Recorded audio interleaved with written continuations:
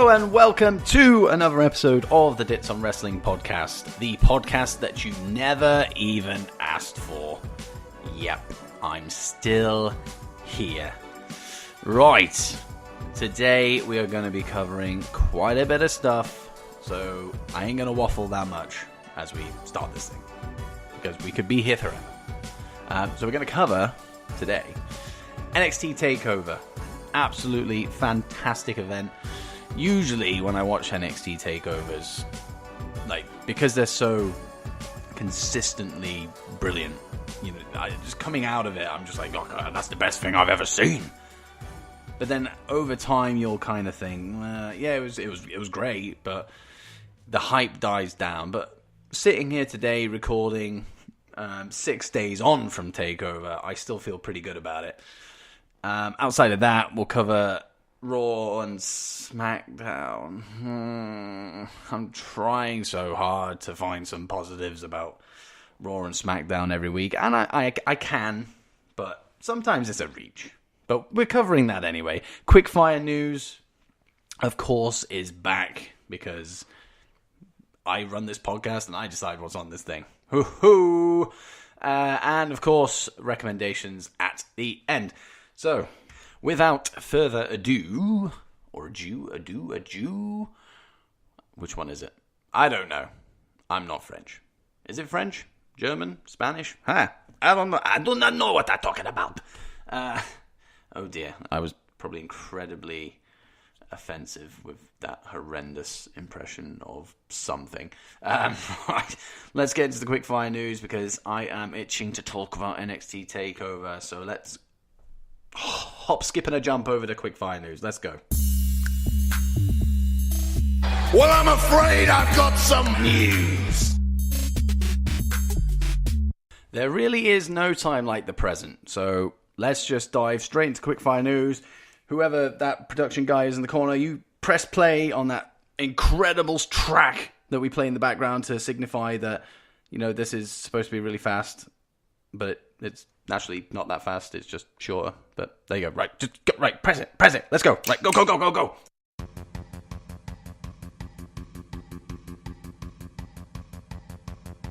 WWE have now made a change to how they give contracts to new NXT talent. Usually it was a 3-year deal they usually give to the guys coming through. They've now extended it to 5, and it is purely down to locking them in for a longer period so that they can't go and test the waters as free agents, especially with AEW looming and the multitude of other wrestling promotions out there available to them. The numbers are in for AEW's debut show Double or Nothing with regards to pay-per-view buys. It was originally reported that 98,000 pay-per-view buys were on record, but now it is being estimated at being somewhere between 98,500 and 113,000 pay-per-view buys worldwide.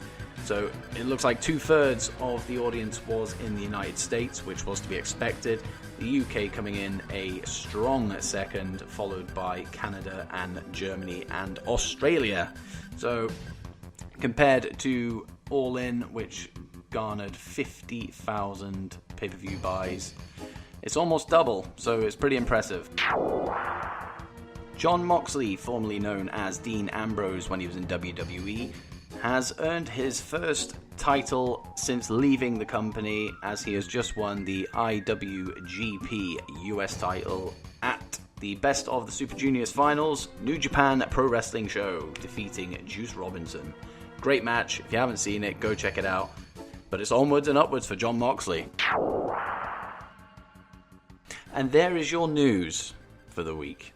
So some interesting stuff coming out of that. There is more news out there available, but that's the most recent stuff, and some of the stuff that I would have covered is actually within my highlight segment later on, so it's by the by at this stage. But there you go, that's the news. So without further ado, let's not get into that again. Let's head over to NXT Takeover, because I really want to talk about how great it was.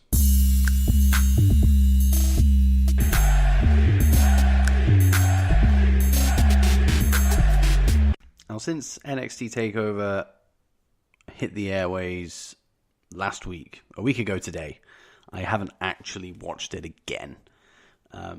So the details may be a little bit sparse in my mind.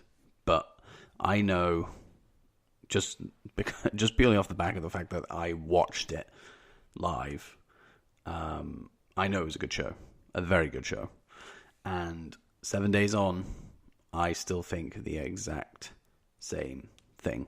I think every single match on the card, on the night, performed as we would expect it to perform on a takeover. It's always consistent. I actually cannot remember the last bad NXT takeover, and that includes the NXT UK takeover as well, because that was great as well. Every match had its place on the card. Obviously, there were matches that were better than the others, but the standard was good to fantastic, and that is just the definition of NXT takeovers. So we'll just work our way through the card. I'll try and remember as much as I can, but I'll give you a roundup of my thoughts. Riddle versus Strong. I was surprised this actually started the show, because I was expecting the tag match to start, because usually that's the way that they go. But I don't think anybody expected it to be as good as it was. I mean, it was going to be great, but this could have been the main event, and it wouldn't have looked out of place. You know, it had enough time to be a really good match, but I think with, probably an extra, 5 minutes or so, it would have been incredible. And it just falls short of the 5 stars to me. I think you're looking about 4.5. But these two together, wow. I want to see more of Roddy Strong and Matt Riddle, because they have so much chemistry together, and it's hard-hitting stuff. Every kick, every punch, every elbow, every backbreaker, everything was just completely on point, and it just seemed like it seemed legit, is what it seemed like. And yeah, it was a very, very entertaining match. Of course, the right person won. Riddle is being pined for a future NXT title opportunity, and he probably will be sometime soon, now that Adam Cole is the NXT champion. But we can't take anything away from Roderick Strong. He had a very, very good showing. Spot of the night, or one of the spots of the night for me anyway, came from this match, and it was the go to sleep into the German suplex combo. I thought that was really well done, really fluid. But no, I really enjoyed the hell out of that match. Yeah, definitely. I'd say it's actually, you could say it's on par with the main event, but we'll get into that. And how about that ladder match? Oh my God. Like every ladder match you see, you expect to see the same spots, more or less, over and over again. Like, it's just, there'll be a spot that you've seen before, but it'll just be done in a slightly different way. You see it every year with Money in the Bank over on the main roster. And you even saw it with the North American Championship match last year in that ladder match.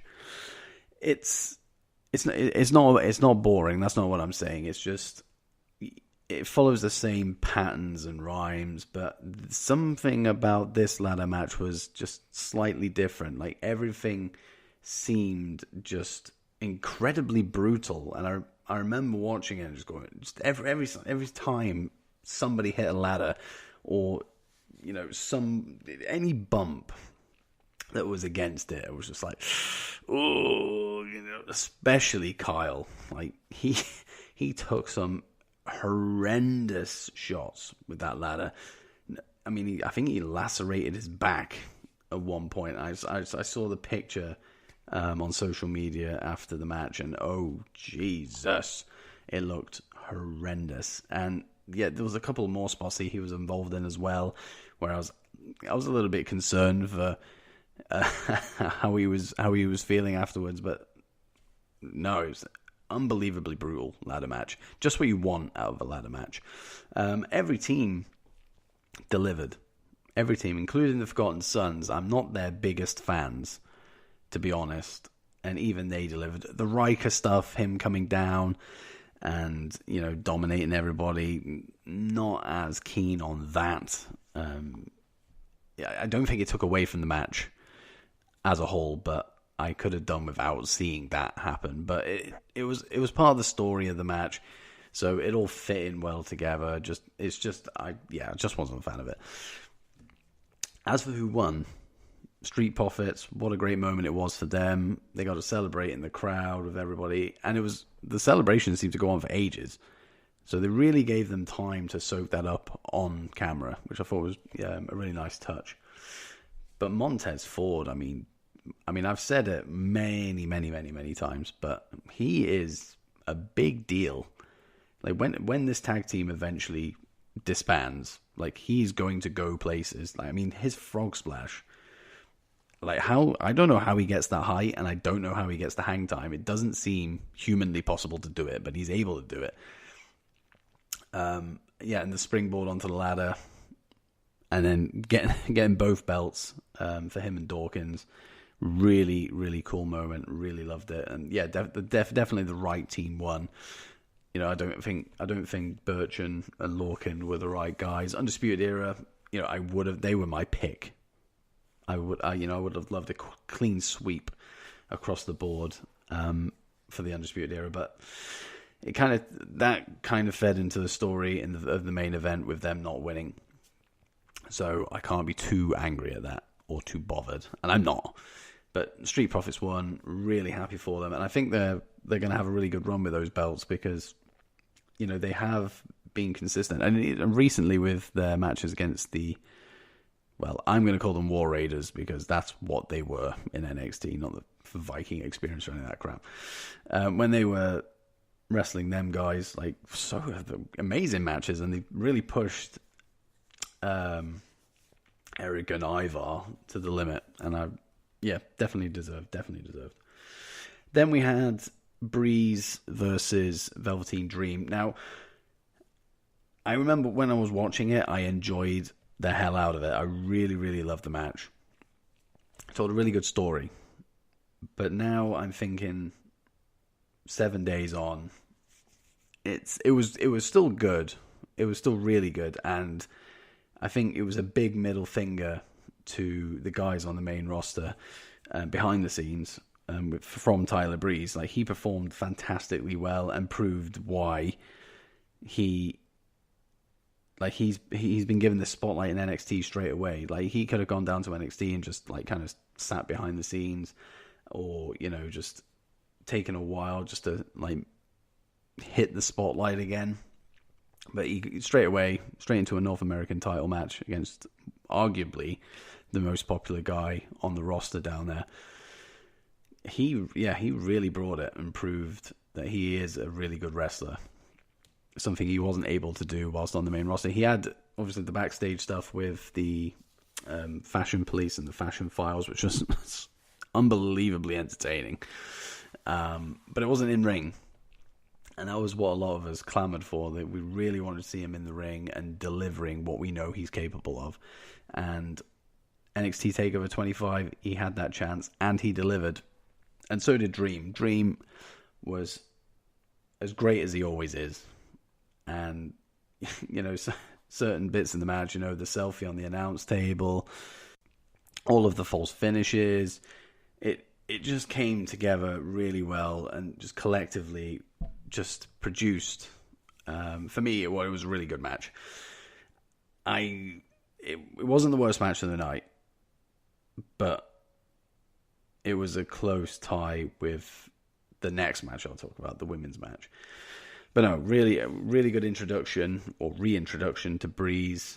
The right person won, of course. I think Dream deserves a good run with that title because I'd imagine he's going to get called up sometime soon, where he will more than likely get ruined by Vince and his 27 million writers on his payroll. But yeah, really love the match. Now, with the women's match, I don't remember much of it. There's just a couple of key things that stand out in my head. And one is Shayna Baszler's stooges coming down and then getting the crap beaten out of them by a kendo stick, via Candice LeRae, which, I enjoyed that. I'm not a fan of those two. The fact that I don't even know their names, and I know everybody in NXT, all their names, bar them two, and maybe a few more. But I don't know their names. They're just the Stooges of Baszler, as far as I'm concerned. And yeah, Candice delivered the pain there with the kendo stick. It was a nice little spot. But apart from that and the finish, I don't really remember much from that match. I don't know if that's just because at this point I was struggling to stay awake and I didn't absorb it as much and therefore couldn't enjoy it as much as I wanted to. But I remember, this was all at the end of the match as well, so I think it'd just been a slow build of me trying to stay awake. But I think the finish was really well done. I know a lot of people really, really went against the finish. Not so much how it happened, but the actual outcome, and that is Baszler retaining. But I know she's had that belt for so long now, and every single time she's in one of these matches, we're kind of like, this is the one, this is it. And Io, is more than capable of holding that belt and, making a good run of it like everybody else before her. But I think Baszler's the right person to have done it, just to keep it ticking over. Because the longer this goes on, and the longer Baszler's choking people out to retain that title, the bigger the pop is going to be for whoever eventually defeats them. And I'm hoping that person is Candice, because she's that gutsy underdog, the exact same as Johnny Gargano, except in female form. I think it's all slowly building up to that. So when that happens, you've got your pop. But the match itself was good. This on the spectrum of good to fantastic, this was the good. And it's not a slight on the match at all. It was enjoyable. I just can't remember much of it because I was absolutely drained. I think it was probably about 3:00 in the morning at this point, maybe 2:00, but either way, late. But no, it was a really good showing from both of them. And for me, the right person won because the bigger picture, it's setting up a really, really big win for, well, hopefully it will be Candice, but it could be anybody. It could be Maya Yim at the rate she's going. But either way, it's building up something great, and we should just look forward to that actually happening. How about that main event? Wow. I think we all knew it was going to be as good as, if not better, than their 2 out of 3 falls match. But Adam Cole and Johnny Gargano, you can wrestle every single show for all I care, and it will never get boring. And the crowd agreed on the night. You had Fight Forever chants, you had Mamma Mia chants, this is awesome chants, everything that just implies that this was a potential match of the year winner, not just a candidate, a winner. It was great. It's nearly impossible to compare this with the 2 out of 3 falls. They were very similar, but the only difference here is the story was you're building to a single fall, so the anticipation was there from start to finish rather than built up over a couple of falls. Incredible match. Same as last match. So many false finishes. There wasn't as many this time, which is what I prefer. I don't like to have too many kickouts of finishers. I think it really dampens the moves regardless of the occasion. But I think this was the right amount. We had quite a few good spots as well. Cole hitting Gargano with a super kick as he was doing a tope suicida. That was really cool. Panama Sunrise on the outside, then the actual finish itself, the Panama Sunrise into the last shot for the 1, 2, 3. It was just a roller coaster of a match, and it was a clean win for Adam Cole. The Undisputed Era didn't get involved. A chair came in, but was never really used against Johnny as such, not effectively anyway. So he's had his moment, and he's done it clean without the help of his buddies, which I think was the right move to do, because Cole is good enough to be able to do this kind of stuff on his own. And he's proved that he is deserving of being the NXT champion. He's overcome Johnny Takeover, a guy who delivers every single time he's in that ring. There's a reason he has that nickname. Unbelievable. I really hope these two do not leave NXT anytime soon. I don't think there's any benefit for them up on that main roster. I really don't. I think down in NXT, they're treated how they need to be treated to be over and to be able to express themselves in the ring, on the mic, whatever it is. Like, just this match alone, you wouldn't see this match on the main roster. You really wouldn't. If these two began to feud when they both move up, you wouldn't see this. So we need to enjoy this as long as we can, because there are rumors that Cole's going up very, very soon. Gargano's already appeared on the main roster as well. So we need to enjoy these moments as much as we can. But my God, what a match. This absolute 5 stars. No qualms at all. It was a 5-star match. And the event as a whole was brilliant as well. I was actually just going to go to bed and I was going to miss it, which is completely unlike me. But I did decide to stay up. I did watch it and I did enjoy it. But that was NXT Takeover. Brilliant show. And I really, really look forward to the next one because, as is always the case, NXT Takeovers consistent as hell. Right. So this is actually pretty painful because I've gone from speaking to something that I really enjoyed and something that was really good to something that not so much. Okay, so let's head over to the main roster and let's head over to Raw. Welcome to Monday Night Raw! So for the third week in a row, I'm going to be saying the exact same thing, and that is that I struggled to throw together some Raw highlights for this week. I have written stuff down, but most of it is a reach, or it's just stuff that has already happened in previous weeks that I've banged on about, how great it is, and I'm just, because usually I wouldn't want to repeat myself with including stuff over and over and over again, but I have to, unfortunately. Now, Lacey, Becky, and Charlotte's promo segment, I actually really enjoyed. I thought Becky was really great on the mic. I thought Lacey was great on the mic.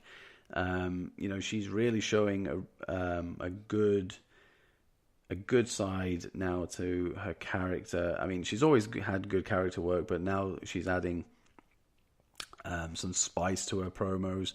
I think she's really, really improving at a good rate. The irony is not in the ring, but we'll get into that. And Charlotte was just her standard, Charlotte self. You can have no complaints about a Charlotte promo.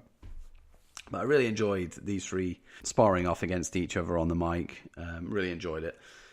Unfortunately, it led to a Lacey and Charlotte match, which usually would sound great on paper, but the actual match itself was absolutely awful. It was a grapple fest, and not in a good way. It just seemed very, very clumsy. But Becky came in and, well, absolutely destroyed Lacey. And everyone popped for it. Nobody wanted to carry on seeing that match. It was really, really bad. But I'm really glad Becky came in and made a statement, because she's lost some of her momentum, I think, since losing the Smackdown belt. She's still been great, but she hasn't really been the man as such. But this week on Raw, she's back, as far as this week's concerned anyway. So I really enjoyed that. Not the match, but everything around it. Samoa Joe is my next highlight, and this is just short and sweet. Joe is a great performer in the ring, a great performer on the mic. You cannot dispute that. And I really enjoyed the US title segment this week. last week, it was incredibly frustrating last week. Joe came out and said, Ray's going to relinquish it next week. And it was like, right, okay. Could have had all this last week. But it was worth the wait. Ray came out and, talked about championships that he's won and, how, it's a terrible thing for him to give up the title. Joe came out and... I don't know I didn't really know what to expect. I maybe expected something a little bit physical, but definitely not Ray giving the belt back to Joe.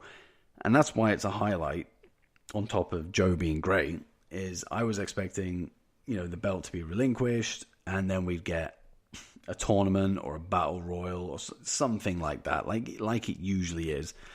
But the fact that Ray gave it back to Joe, yeah, big fan of that, especially considering how Ray won it in the first place. Joe's shoulders were off the mat at Money in the Bank.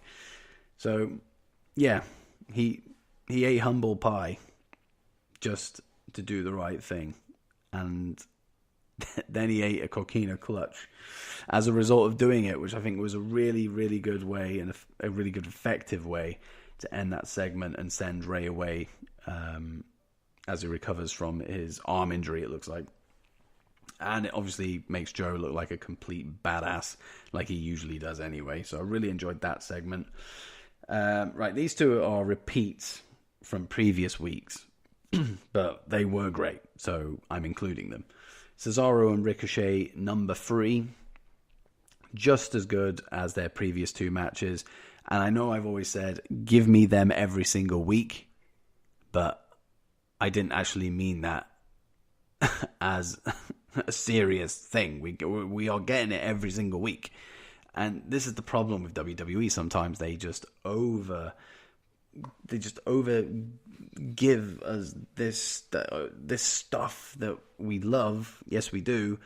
But giving us too much of it just kind of dampens the hype around it. Like this should be the end of it. For now, until they actually have a proper feud over a title. That should be the next stage. I don't want to watch Raw on Monday and see Cesaro versus Ricochet number 4. As much as I enjoy it, I don't want to see it because the amount of spots these guys can create together, you need to save some of those up because we're just going to end up seeing the same stuff over and over again and going, yeah, that's really cool, that's really great, but yeah, I've seen it before. So that's something they need to keep in mind, I think. But really good match once again. Some amazing spots. But yeah, really good match. This one again has been on many a time on my highlight segment. Bray Wyatt's Firefly Funhouse. He is over as a swear word right now. Unbelievably great stuff. This week was really fun. I like that he hasn't brought out the secret, with him in the mask. I really like that we haven't seen that since it came about. We've just seen, little snippets, little teases.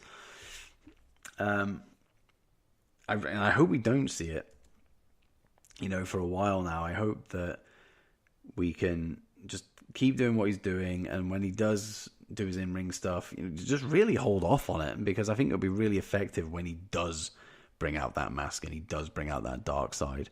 But no, the segment this week, really, really funny, with the whole gym stuff and the devil Vince.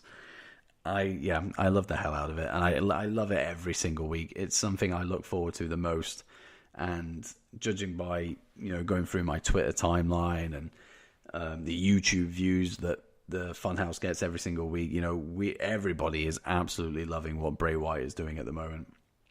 And by all accounts, it's all from him.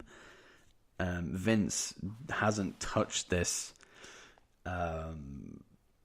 segment at all. That's what I've been, led to believe by stuff that I've read. Maybe he does have a little bit of a say, but I think Bray is the main creative driving force behind it, and I think that's really cool because it just shows how great somebody can be if they can be themselves without a whole team of writers trying to pull their character in different directions. But, brilliant. Absolutely brilliant. Firefly Funhouse, definitely one of my highlights every single week. And that was Raw, highlight-wise, for me anyway. There was other good stuff. I mean, the 24/7 title, I'm really, really enjoying that at the moment. R-Truth being pulled out of from under the ring, attached to the table, very funny. And it's going from one positive to another. So, you've had the golf course stuff this week, the plane going to Saudi, Jinder got the jump on R-Truth and reclaimed the title, and then R-Truth went through the plane to find Jinder asleep, pinned him to become a 5-time 24/7 champion, which I think is, in the short space of time, it's great.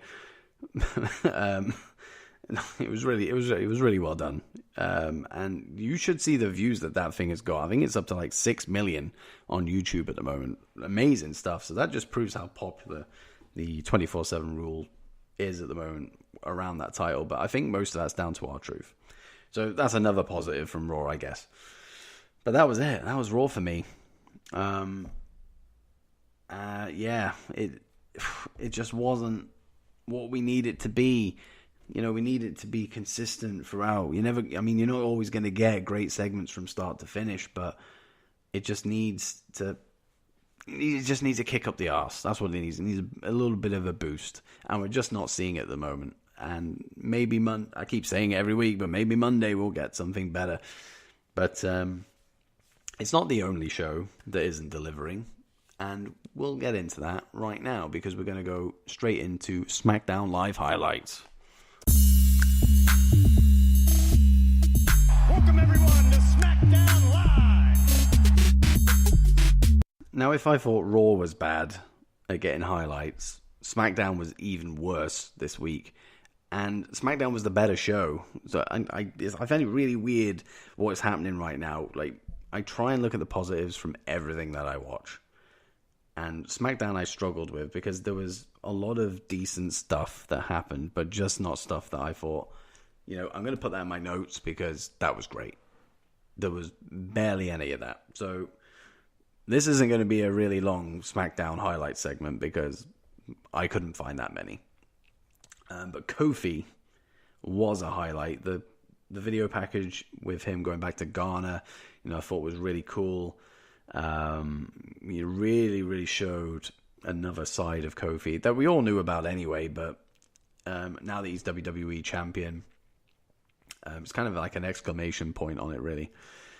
And I haven't watched his special on the network. I don't know if it's out or not yet, about his trip to Ghana, but I know it's coming out. It's either out now or it's coming out soon. But I'm looking forward to watching it just based on the footage that we saw this past week.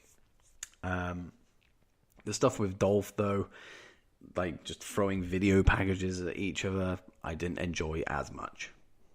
But hey, that's me. The tag match with New Day against Kofi against Kevin Owens and Sami Zayn. Yeah, good match. It wasn't anything special, but it was a good TV bout. So it wasn't written down as a highlight, but I'll put it down as an off the cuff highlight because it was a good match. Now, literally all I've written here is Shane's spear, and in my head I know what I meant when I wrote that down. Like, the spear itself, is nothing special. It's somebody that doesn't do a spear often attempting to do a spear. And it's Shane McMahon, so we can't expect anything fantastic out of it.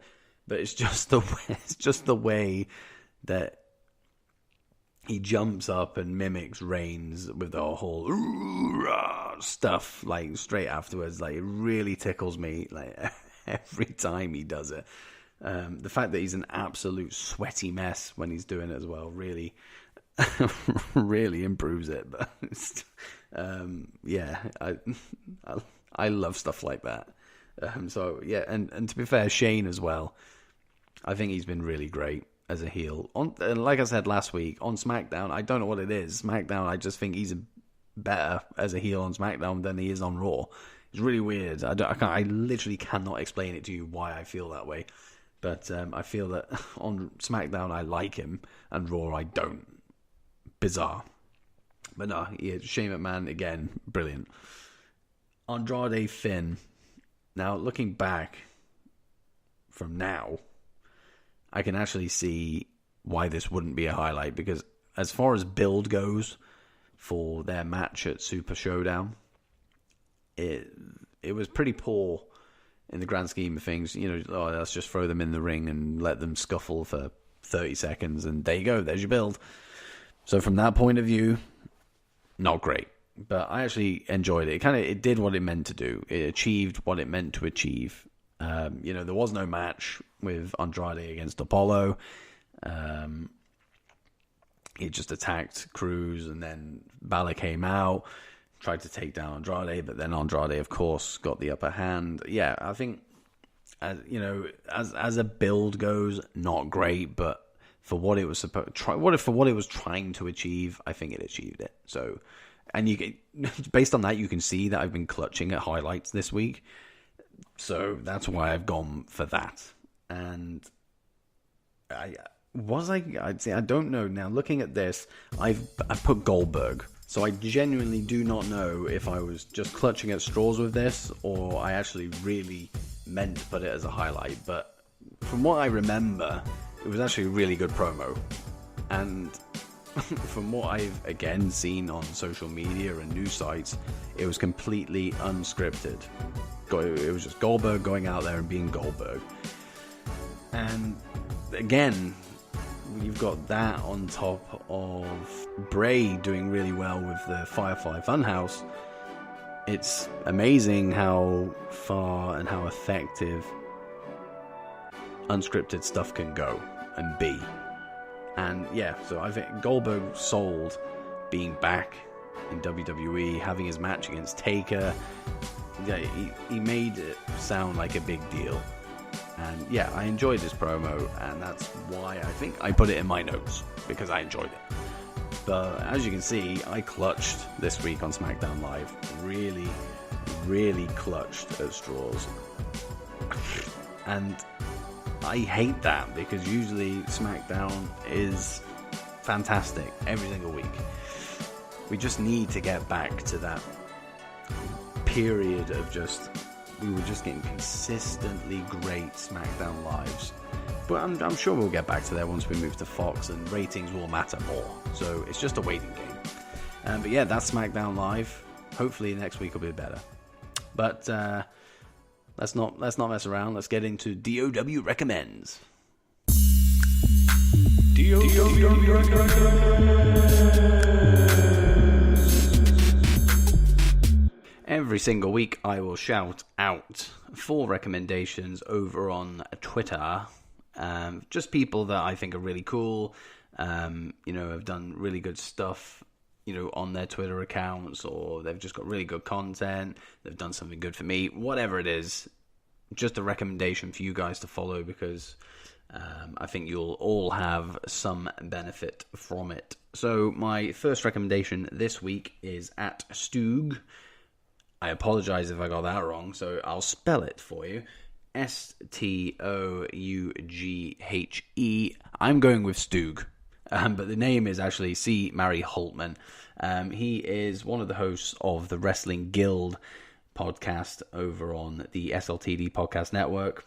If you want to know stuff that's going on with Impact and just want to hear some opinions on it, this is the podcast for you. Now, I don't watch that much Impact. I haven't watched Impact for probably about 2 months now. But, occasionally I will dip into the Wrestling Guild and just kind of see what's going on. If something big happens in Impact and I see it whilst I'm scrolling through my timeline, I'll check out and see what the Wrestling Guild have had to say on it. So definitely worth checking out if you are a big Impact fan or you just want to keep up with what's going on. Definitely worth a follow, and that is at Stoog or Stooge or however I spelled it for you earlier. Just go back and listen to how I spelled it, type that in, and then press follow. Simple as that, okay? So my second recommendation of the week was an easy one, and it's one I've meant to do for a good couple of weeks now, and that is at the Queen of NE. Most of you will know who she is already. She's got a really, really good podcast over on Brainbuster Radio, but she's also a collaborator on the DYWTSB podcast. Just all round great podcaster, content creator, Twitter user, just everything across the board she excels at. I listened to her stuff on Diving In with Josh. I think it was 2-3 weeks ago, just about just a theatre background. I thought that was really cool. Just seems to be a really grounded person, and very, very rarely spews out any negativity. And I say it every single week. It's a recurring theme. I like people who are the good guys of Twitter. I like people who are positive on Twitter, because there is no real need for negativity unless it's constructive, and even then. But no, she is one of the positive lights on Twitter, so I definitely go and give her a follow. And on top of that, go and check out her podcasts and all the collaborations she does with many other podcasts out there. It'd be really cool to have her on my own when I eventually sort out guest spots. But yeah, definitely go give her a follow. My third recommendation this week is Pro Wrestling Weekly UK at PW Weekly UK. These guys, or one guy, Liam Hughes, who runs it,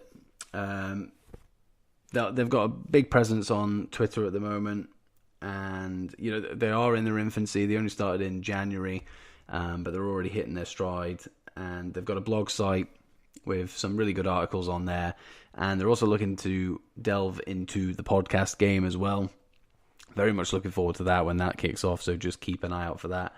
But again, these guys are, for the majority of the time, positive people, and if they have something negative to say, they can back it up, with, some thought, rather than just spewing out crap like a lot of other people do. Yeah, definitely worth a follow, and they've been really good to me, always supporting, stuff that I do with the podcast and with the This on Wrestling Power Rankings as well. They're a big contributor to that, so thank you for that. So yeah, definitely worth following them. Yeah, I think really, really big things are going to be coming of them very, very soon. So just keep an eye out for that and follow Pro Wrestling Weekly UK. Fourth and final recommendation I'm doing because they reached out to me before I even started this podcast just to wish me luck on it. I don't remember ever even interacting with them before that, but they sent me a DM, or he sent me a DM, wishing me luck on the podcast, and that alone earns a recommendation. And I'm talking about at the Nerd_Society, so the Nerd Society. But not only that, because that alone earns a recommendation in my book, because not many people, not many people did. He was one of the only ones that did, and I really appreciated it. But he's also part of a really, really good podcast that I'm sure many of you people will know, and that's the Brotherly Love Wrestling Podcast. Really good listen. So if you have the time to check them out, by all means, go for it. You will not be disappointed. And the Nerd Society is a frequent host on there as well. So massive recommendations for him. I mean, the fact that he just did what he did, really appreciated it before I'd even started, when I was a bit worried about, how everything was going to go. And just to have somebody just say, good luck, really looking forward to it, that meant a lot to me. So is an easy recommendation for me. So go check him out at the Nerd Society. Yeah, they are my recommendations this week. Some really good ones. I'll keep doing this every single week. I get no gain out of it. It's just purely so you guys can check out some really cool people on Twitter. People who have, made my Twitter experience a lot better. And I'm sure will make yours better as well. But that is it for this week. Plenty of stuff covered. I'm finding now that these episodes are getting shorter and shorter. I mean, last week was about 37 minutes. This week isn't even going to hit 50. And usually I was hitting over an hour. And that was back when I could find stuff to say that was really positive about what was happening on Raw and Smackdown. And when I used to cover NXT, because I used to watch it. I really hope I can get these back up to an hour again. Because I could easily fill this with 15 minutes of just, trying to find something good to say about the entirety of Raw and Smackdown, but at the moment I can't. But give it a little bit of time and we might get there. Next week we're going to be, business as usual, going to go into, Raw, Smackdown again, Quickfire news. I don't know if I'm going to cover Super Showdown. I think everyone will have forgotten it by the time we get to that, so we'll worry about that at a later date. Go check out the DOW Power Rankings as well. The window is still open at the time that this podcast episode drops, so go check that out. But apart from that, you can find me on Apple Podcasts, Spotify, Spreaker, on the SLTV Podcast Network, and Stitcher. I'm not going to start plugging YouTube again until I actually use YouTube. But that's where you can find me. As always, thank you very much for listening, and I will see you guys next week, where you'll be listening once again to a podcast that you never even asked for.